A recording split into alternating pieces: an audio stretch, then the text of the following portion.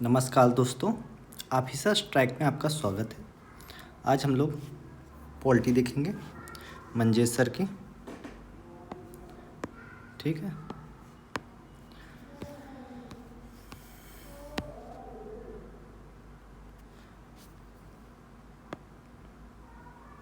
देखिए संविधान कॉन्स्टिट्यूशंस। ठीक है, संविधान क्या है? उन प्रावधानों का समुच्चय है, मतलब समुच्चय ग्रुप है जिसके आधार पर किसी देश का शासन चलाया जाता है। ठीक है, संविधान से क्या होता है? सार्वजनिक जीवन का संचालन। इसमें क्या क्या? राजनीतिक व्यवस्था, आर्थिक व्यवस्था, इकोनॉमी हो गई, सामाजिक व्यवस्था, समाज कैसे चलेगा, ठीक है, अर्थव्यवस्था कैसे चलेगी, और राजनीतिक व्यवस्था कैसे होगी। संविधान क्या है? देश की सर्वोच्च विधि है। ठीक है, संविधान देश की सर्वोच्च विधि है। ठीक है, संविधान देश की सर्वोच्च विधि है। ठीक, संविधान देश की सर्वोच्च, संविधान देश की मूल विधि भी है। ठीक है, संविधान देश की सर्वोच्च विधि है और संविधान देश की मूल विधि है। संविधान क्या है? शक्ति का मानचित्र भी कहलाता है। अब देखिए संविधानवाद क्या है? कॉन्स्टिट्यूशनलिज्म, ये क्या है? संविधान का अर्थ है, संविधान तो कॉन्स्टिट्यूशन हो गया, अब उसको कंट्रोल कौन करेगा? ठीक है, तो सीमित शासन तथा सीमित शासन का तात्पर्य क्या है? मनमाने शासन का अभाव। मतलब संविधान ये नहीं हो कि आप मनमानी करेंगे, ठीक है, उसमें लिमिटेड भी है वो। सीमित शासन का मतलब मनमाने शासन का अभाव है कि मनमाना शासन कोई नहीं करेगा, उसमें जनता का कंट्रोल रहेगा, जनता जब चाहे सरकार को गिरा सकती है। ठीक है, अधिकारों का होना, न्यायपालिका की स्वतंत्रता। मनमाने शासन में क्या होता है? मतलब अधिकार, राइट होने चाहिए, मौलिक फंडामेंटल राइट होने चाहिए हम लोगों के। न्यायालय की स्वतंत्रता, ठीक है, न्यायालय जैसे अभी न्यायालय और विधायक के बीच वाद विवाद चल रहा है, इसलिए न्यायपालिका की स्वतंत्रता जरूरी है। ठीक है, लोकतंत्र होना चाहिए और संविधान का पालन। मतलब संविधान का ये नहीं कि संविधान बन गया कि कोई उसको पालन भी ना करे। ठीक है, बिना संविधान को पालन किए संविधान कैसे लागू हो सकता है? उसको पालन करना पड़ेगा। जहाँ संविधान होगा वहाँ संविधानवाद भी होगा। इसका मतलब जहाँ संविधान होगा, मान लो इंडिया में संविधान है तो वहाँ संविधानवाद भी होगा। अगर कॉन्स्टिट्यूशन है वहाँ भी संविधानवाद होगा। जहाँ संविधान नहीं होगा वहाँ संविधानवाद भी नहीं होगा। ठीक है, जहाँ अगर संविधान नहीं है तो वहाँ संविधानवाद भी नहीं होगा। ठीक है,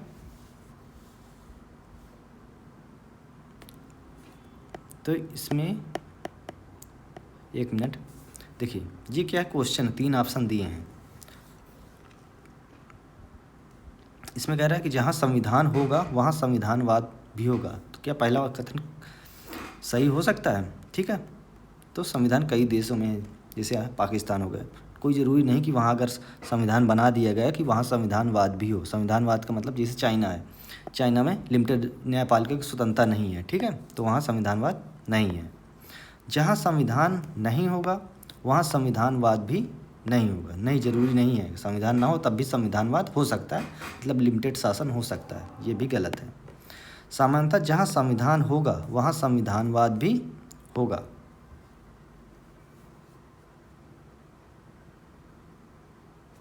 सामान्यतः यह कहा जा सकता है, जहाँ संविधान होगा वहाँ संविधानवाद भी होगा। ठीक है, इसमें एक पॉइंट ये होना चाहिए कि जहाँ संविधानवाद है वहाँ संविधानवाद जरूर होगा। ठीक है, तो इसमें तीसरा पॉइंट सही है कि समानता जहाँ संविधान होगा वहाँ संविधानवाद भी होगा, समानता माना जाता है। आगे देखते हैं, राज्य व्यवस्था संविधान का अनुप्रयोग है। राज्य व्यवस्था क्या है? संविधान का अनुप्रयोग है, एप्लीकेशंस है, मतलब जो लागू किया जाता है। जब संविधान को व्यवहार में लागू कर दिया जाए, संविधान तो बन गया, उसको लागू कौन करेगा? ठीक है, जब संविधान को व्यवहार में लागू किया जाए, जो सिविल सेवक होते हैं, तो जो विषय और मुद्दे उभर कर सामने आते हैं उन्हें सामूहिक रूप से राज्य व्यवस्था की संज्ञा दी जाती है। ठीक है, राज्य व्यवस्था के प्रमुख तत्व निम्नलिखित हैं। संसद के कानून, संसद ने कोई कानून बनाया, और न्यायालय ने कोई निर्णय दिया, ठीक है, वो भी राज्य व्यवस्था में आते हैं। और संस्थाएं, जो संस्थाएं होती हैं और उनसे उत्पन्न होने वाले मुद्दे भी, ठीक है, जैसे मानवाधिकार आयोग, पिछड़ा वर्ग आयोग, SC आयोग, ठीक है, ये संस्थाएं हैं, इनसे उत्पन्न होने वाले UPSC, इनसे उत्पन्न होने वाले जो विवाद के मुद्दे हैं वो भी। अगला पॉइंट क्या है, जाति, धर्म, क्षेत्र आदि कारक और राजनीति में उनकी भूमिका, ये भी राज्य व्यवस्था में आते हैं, ठीक है। संस्थाएं क्या कौन कौन सी होती हैं, संवैधानिक संस्था हो गए, कॉन्स्टिट्यूशनल बॉडी जिनका संविधान में वर्णन है, जैसे निर्वाचन आयोग, ठीक है, संघ लोक सेवा आयोग। और असंवैधानिक संस्था, अनकॉन्स्टिट्यूशनल, ठीक है, जिनका संविधान में वर्णन नहीं, और गैर संवैधानिक या संविधानेतर संस्था जिनको कानून बनाकर बनाया गया था, ठीक है। अब गैर संविधानिक और संविधानेतर संस्था में इसमें भी 3 आते हैं, सांविधिक या कानूनी, स्टैट्यूटरी, ठीक है, सांविधिक कानूनी संस्था हो गई, दूसरी कार्यकारी एग्जीक्यूटिव संस्था हो गई, सिविल सेवक होते जिसमें, और आदर्श अन्य हो गई, ठीक है। विभिन्न प्रकार के सामाजिक, राजनीतिक और आर्थिक संस्थाएं, वे संस्थाएं जिनका स्रोत संविधान में पाया जाता है। कौन सी? वे संस्थाएं जिनका स्रोत कहाँ, संविधान में पाया जाता है, और जो संविधान के द्वारा सृजित है, जो संविधान के द्वारा सृजित की गई हैं, वो संवैधानिक संस्था कहलाती है, ठीक है। वो कौन सी? संवैधानिक संस्था कहलाती है। जैसे भारत का निर्वाचन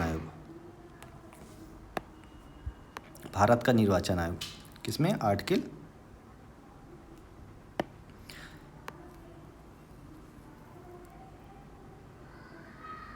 भारत का निर्वाचन हो गया आर्टिकल 324, ठीक है। और भारत का वित्त आयोग आर्टिकल 280 हो गया। राष्ट्रीय शेड्यूल कमीशन हो गया आर्टिकल 338 हो गया। ST आयोग हो गया आर्टिकल 338 और इससे अलग करके 338 से भी बना, ठीक है।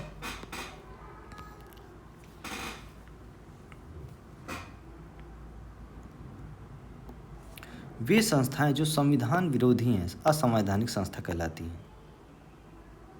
यहाँ विरोधी शब्द नहीं होना चाहिए,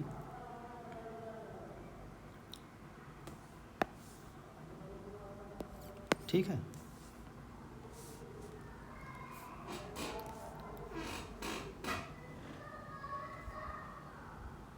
संविधान में वर्णन नहीं है, वे असंवैधानिक संस्था कहलाती हैं, ठीक है।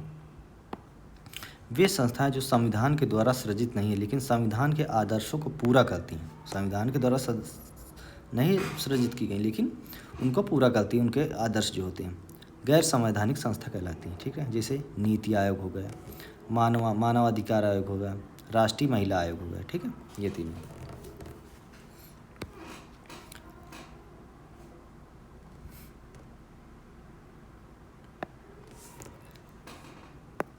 संसद विधायिका के कानून से निर्मित संस्थाओं को सांविधिक या कानूनी संस्थाएं कहलाती हैं। जो संसद या विधायिका के कानून से, ठीक है, संसद केंद्र सरकार और विधायिका जैसे राज्य सरकारों में संस्थाओं को उनके द्वारा जो निर्मित सांविधिक या कानूनी संस्थाएं कहते हैं। एग्जाम्पल जैसे राष्ट्रीय मानव अधिकार आयोग हो गया, राष्ट्रीय महिला आयोग इत्यादि, ठीक है। नेक्स्ट क्या है कि राष्ट्रपति या कार्यपालिका के आदेश से निर्मित संस्था को कार्यकारी संस्था कहते हैं, ठीक है। राष्ट्रीय मानव अधिकार और राष्ट्रीय महिला आयोग ये तो संशोधन करके किया गया था सांविधिक कानून बनाकर, लेकिन जो केवल कार्यकारी राष्ट्रपति के कार्य या कार्यपालिका के आदेश से निर्मित की जाए, जैसे नीति आयोग। संविधान का वर्णन आगे देखें, नीति आयोग होगा, ठीक है। संविधान का वर्णन, संविधान कॉन्स्टिट्यूशंस, ये पार्ट में डिवाइड है, फिर पार्ट अध्याय में डिवाइड है, ठीक है।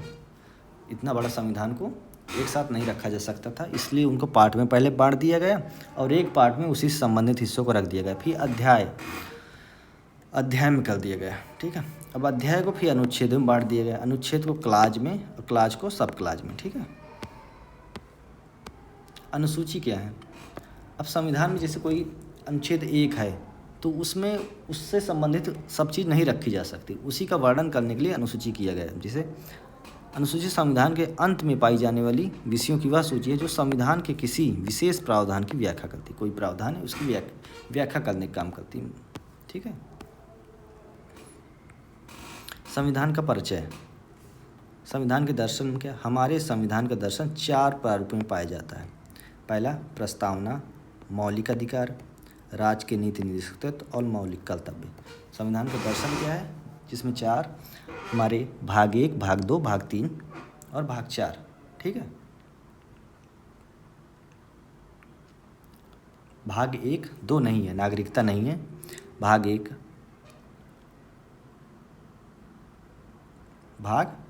1 भी नहीं, 2 नहीं है। भाग कौन से?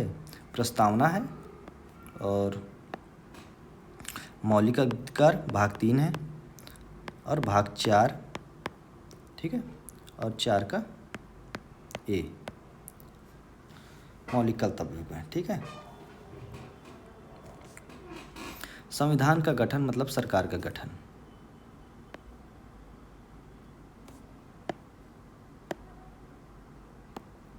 और विविध क्या है? नागरिकता हो गया, पंचायती राज, नगर पालिका, केंद्र राज्य संबंध आदि विविध में आ गए। सरकार क्या है? वह संस्था जो शासन संचालन का कार्य करती है उसे सरकार कहते हैं। ठीक। जो शासन का संचालन करती है वो क्या? सरकार कहा जाता है। सरकार के 3 अंग होते हैं, विधायिका, कार्यपालिका, न्यायपालिका। विधायिका लेजिस्लेचर, ठीक है, जो कानून बनाए। सरकार का वह अंग जो क्या? कानून बनाती है। ठीक है। जिसे संसद हो गया, राज्य में विधानसभा। ठीक। विधानमंडल, राज्य में विधानमंडल हो गया, केंद्र में संसद। एग्जीक्यूटिव क्या है? सरकार का वह अंग जो कानून को लागू करता है। ठीक। कार्यपालिका कितने? 2 प्रकार की होती है, एक राजनैतिक कार्यपालिका अथवा अस्थायी कार्यपालिका और प्रशासनिक कार्यपालिका और स्थायी कार्य। इसमें सचिव होते हैं, सेक्रेटरी, सिविल सेवक होते हैं। ठीक है। न्यायपालिका जुडिशरी में ये सरकार का वह अंग है जो विवाद का निपटारा करता है, न्याय करता है। ठीक है। कोई राज्य और राज्य से विवाद हो गया, राज्य केंद्र राज्य से विवाद हो गया, ठीक है, और नागरिकों के बीच विवाद हो गया तो उसका निपटारा करता है।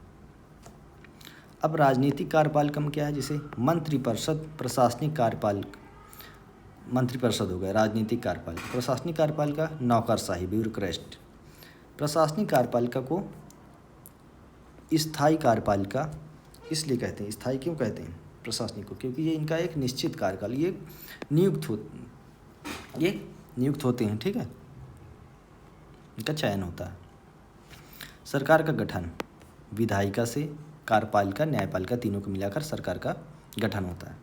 विधायिका में संघ की विधायिका संसद, अब प्रांत की जैसे उत्तर प्रदेश सरकार उसकी विधायिका राज्य विधानमंडल। कार्यपालिका में संघ में कौन कौन? राष्ट्रपति हो गए, उपराष्ट्रपति, प्रधानमंत्री और संघीय मंत्रिपरिषद, केंद्रीय सेवाएं हो गई। ठीक है। और राज्य की या प्रांत की हो गई, न्यायपालिका हो गई। संघ की जो विधायिका होती उसके 2 सदन हो गए, एक राज्यसभा एक लोकसभा हो गए, राज्यसभा लोकसभा।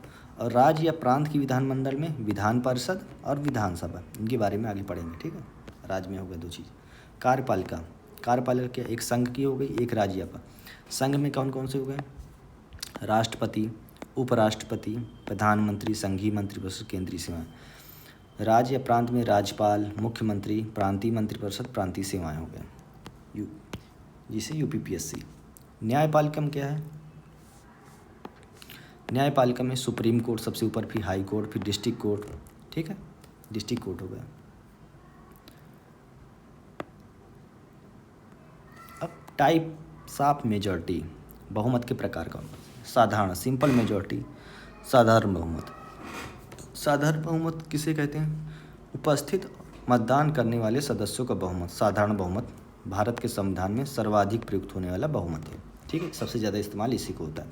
जैसे लोकसभा में 543 हैं। ठीक। और उसमें से 200 मान लो आज के दिन उपस्थित हुए। ठीक है।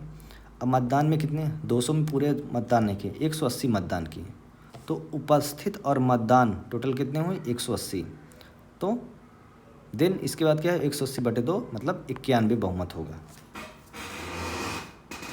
91 होगा तो बहुमत हो जाएगा। ठीक है, मतलब जितने उपस्थित हैं और जिन्होंने मतदान किया उनका बहुमत क्या होगा।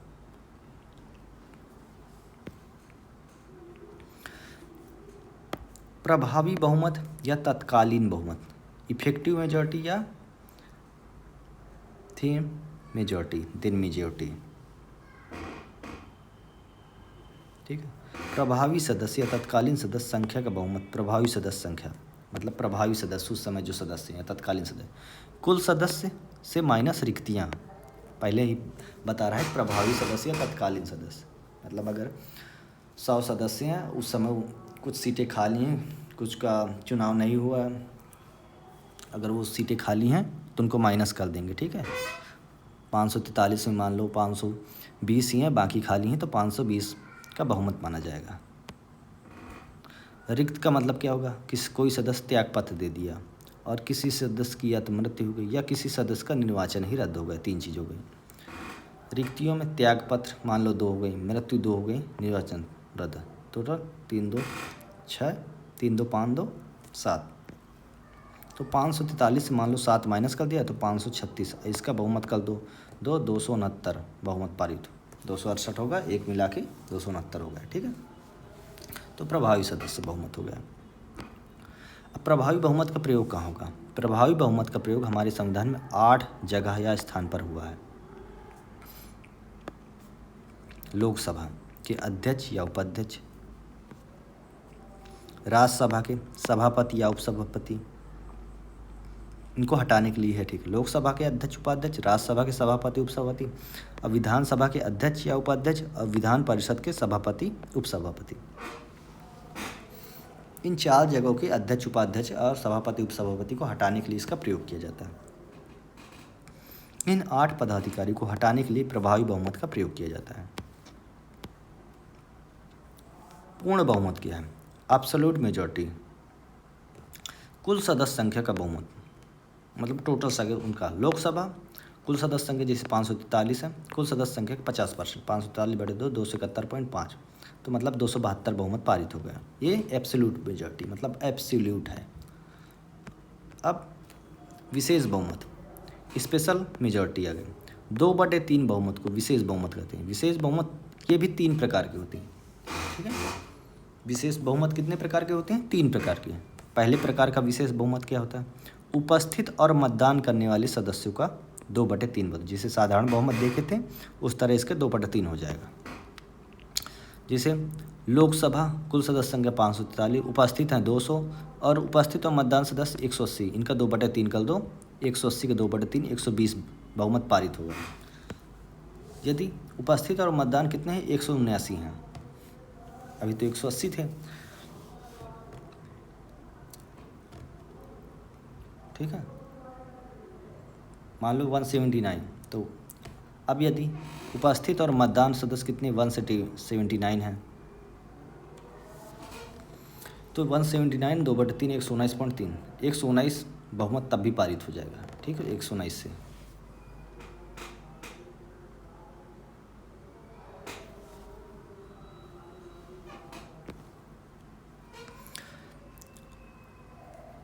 अगर पॉइंट कम है तब भी पॉइंट ज़्यादा है। ठीक है,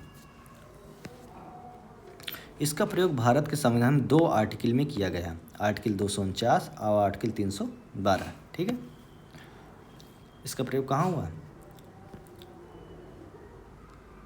आर्टिकल 249,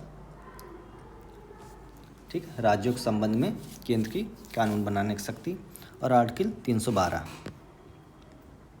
लोक सेवा आयोग, नई अखिल भारतीय सेवाओं के लिए। ठीक है, अब दूसरे प्रकार का विशेष बहुमत क्या है, उपस्थित और मतदान करने वाले सदस्यों का बहुमत 2/3 बहुमत, जो कुल सदस्य संख्या के आधे से कम ना हो। दूसरे प्रकार का क्या होगा विशेष बहुमत, उपस्थित और मतदान करने वाले सदस्यों का 2/3, जो टोटल से कम ना हो, टोटल के आधे से कम ना हो। ठीक है, अब जैसे लोकसभा में 543 है, कुल सदस्य संख्या का आधा कितना होगा, 272, मतलब इससे कम नहीं होना चाहिए 272 से। अब मान लो उपस्थित सदस्य संख्या 310 है, उपस्थित और मतदान किया 300, पक्ष 210 और विपक्ष 90, तो क्या होगा बहुमत 300 का 2/3 कितना होता है 200, तो बहुमत पारित नहीं होगा क्योंकि इसको 272 तक जाना चाहिए। ठीक है। अब मान लो उपस्थित और 460 है, मतदान 450 किया, पक्ष में 350, विपक्ष में 100, तो 300 450 पक्ष 350 आए, तो 350 से क्या 450 का 2/3 300, 300 से ये ज़्यादा है। ठीक है, 300 से ये ज़्यादा है, मतलब 272 से ज़्यादा है, 272 से 300 ज़्यादा है, तो क्या होगा बहुमत पारित होगा। ठीक है।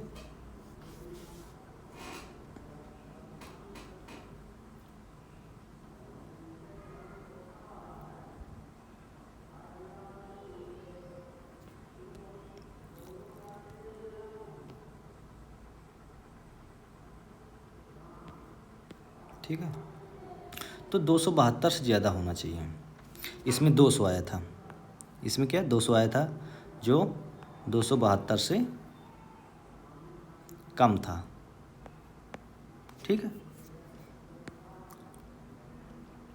यहाँ क्या है 300 क्या है 272 से ज़्यादा है।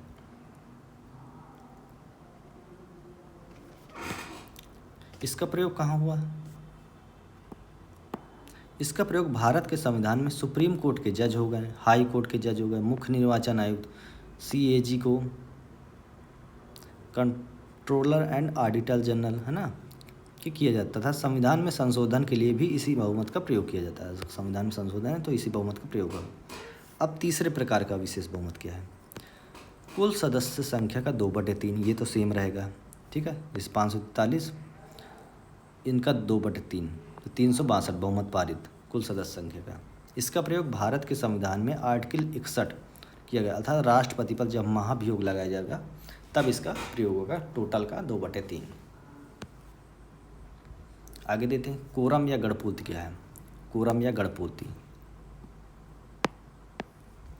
वह न्यूनतम संख्या जो किसी भी सदन की कार्यवाही वैध बनाने के लिए जरूरी है। मतलब हमें कोई बैठक करना है तो मिनिमम कितने लोग होना चाहिए, उसे गणपूर्ति कहते हैं। भारत में यह कुल सदस्य संख्या का 10% है। मान लो 100 है, 100 में 10 लोग जरूरी हैं। इसका मतलब लोकसभा में 543 का 10%, 54 लोग होगा, 54 लोग होंगे तो किसी कानून पर बहस कर सकते हैं, किसी विधेयक पर बहस कर सकते हैं। राज्यसभा में 245, मतलब टोटल 25 की ज़रूरत है।